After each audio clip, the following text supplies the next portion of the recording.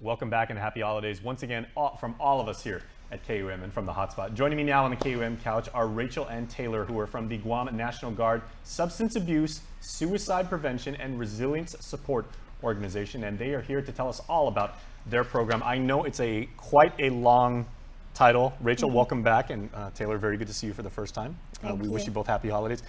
There's a way that you pronounce the acronym, right? Yes. So okay. We're known as SASPERS. Okay. Yeah. Thank you. With the S at the end. Yeah. Okay. Yeah. But that certainly does not shorten, let's say that, the importance, the mission, the criticality of the type of situations that you're dealing with and everything. So maybe kind of contextualize and everything. Who do you work towards, or? So we are DoD contractors, and our client is the Guam Army National Guard. Mm-hmm. So we service the Guard service members, and as well as their families, and sometimes even the civilians of the Guard. Mm-hmm. When it comes to like what our program name is, substance abuse and suicide prevention, and also resilience, which is overarching over those two programs. Yeah. Now, Taylor, of course, military service not only for those who wear the uniform, but also, for their family. Mm-hmm. It's such an emotional profession because, you may be deployed. I mean, there's that component and everything. So mental health issues, I'm sure, this is something that, that you train on, that you talk to people a lot. Like, what are the most common types of cases that you deal with? Mm-hmm. So we provide case management and education to our service members and their families. And we really, when we look at substance use and suicide prevention, we look at the underlying factors that contribute to those things, because it's the stress in our lives that leads to these problems. So we make sure we provide education on financial resources, relationships, because with deployments that can be really difficult. And then just really any resources that we have when we find out that there's a certain problem going on with one of our service members or their family, we add that into our resource catalog, and we are just always branching out what our services are and expanding as we meet new problems for our service members. Mm-hmm. Now, Rachel, do you also reach out to service members perhaps when they're coming back from deployment, or back from like a mission or an op, as they say, because you want to actually kind of proactively reach out to them and just say, if you need someone to talk to, they may have seen stuff that can be quite arresting and quite unsettling, or yes. I mean, better than I do. Mm-hmm. So yeah, how do you deal with those So cases? we see them what we call pre-deployment and also post-deployment. So okay. That's part of the pipeline. Yeah. Right. Okay. We also assess the units for any type of risk. We have a survey that we give out, and that way we can mitigate any type of risk that we see or that is provided by the survey.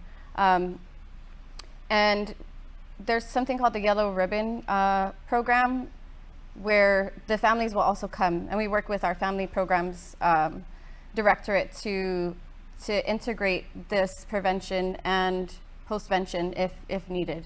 Of course, yellow ribbons, the universal symbol for bringing our troops home is safely coming home back to your loved ones. So we're definitely a part of that as well. Mm-hmm. Are there any considerations, Taylor, for the holiday season and the enhanced like emotional stress that people can feel during this time? Yeah, absolutely. The holidays are a time of celebration, family gatherings, but it's also really stressful for a lot of us, especially right now with the financial climate. Mm-hmm. We have all of these expectations for how we think things are going to go and all of these things we want to do.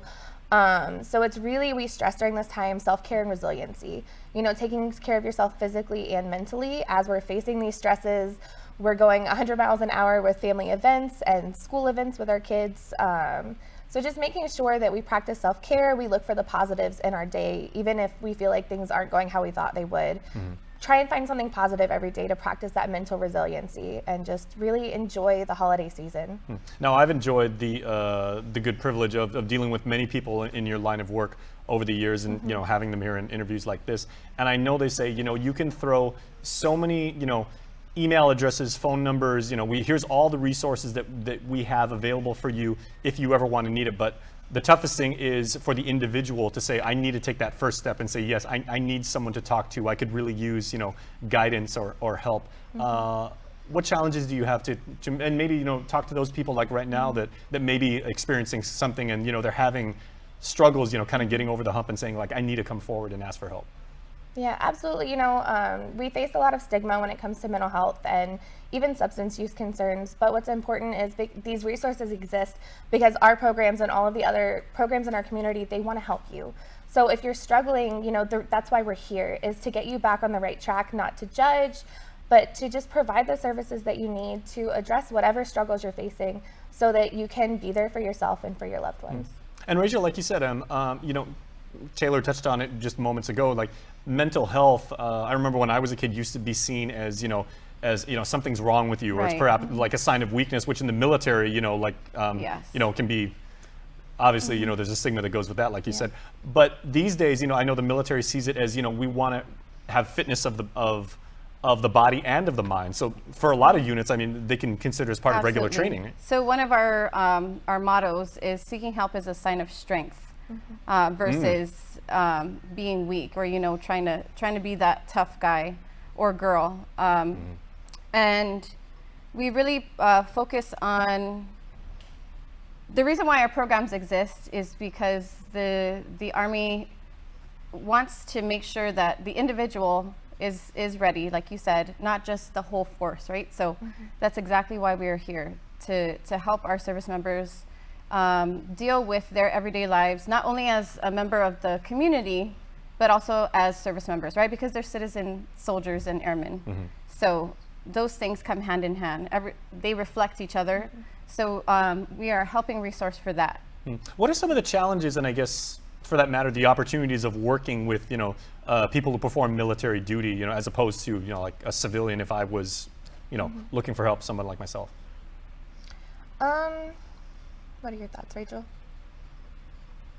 The challenges as a service member versus a civilian? Like a civilian, because this could be considered, maybe as part of their duty. If you want to do your job to the very best of your ability and defend the nation, you got to be mentally fit again as well as physically fit. Yeah, that's definitely a challenge. But more. Is there more pushback from people in uniform than civilians might have? I believe so, because like you said, growing up, the stigma is you have to be tough and keep that straight face.